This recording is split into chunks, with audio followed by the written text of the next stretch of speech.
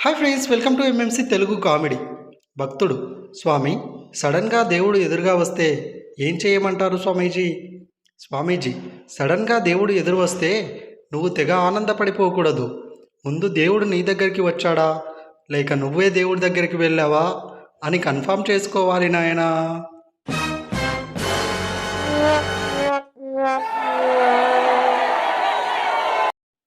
Sugar ఉన్న భార్యతో భర్త: సెల్ఫ్ కంట్రోల్ అంటే నీ దగ్గర నుండే నేర్చుకోవాలి.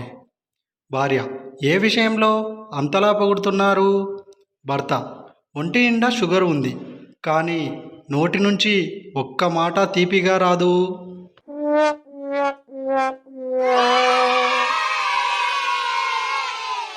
మీ హోటల్లో లేని costly food items list చెప్పబోయి.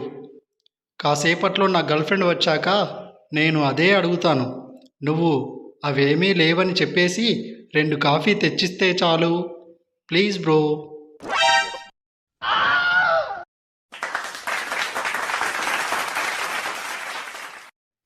Prasad: ఏరా సురేష్, పెళ్ళికి ముందు మీ ఇంట్లో కుక్క ఉండేది కదా, ఇప్పుడు లేదేంట్రా? సురేష్: మా ఆవిడ దానికి మొరిగే అవకాశం ఇవ్వట్లేదని రాత్రికి రాత్రే పారిపోయిందిరా.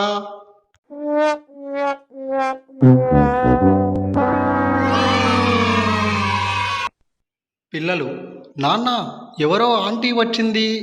భర్త భార్యతో: పో, వెళ్ళి నైటీ వేసుకొని రా పో. పిల్లలు గుర్తుపట్టి సావడం లేదు. పండగలకి పబ్బాలకి చీరలు కడితే ఇలాగే ఉండుద్ది.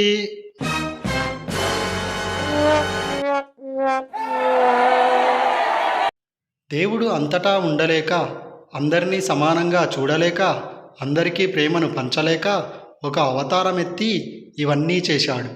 ఆ కమ్మని పలుకే అమ్మ నాకిచ్చింది అందమైన జన్మ.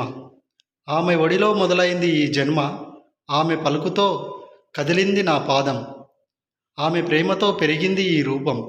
ఏం చేసినా తీర్చుకోలేము తల్లి రుణం. ప్రేమకు ప్రతిరూపమైన అమ్మకు ప్రేమతో మాతృదినోత్సవ శుభాకాంక్షలు. ఫ్రెండ్స్, అమ్మ కోసం ఒక లైక్ చేయండి. ఈ వీడియోని షేర్ చేయండి. Thank you friends.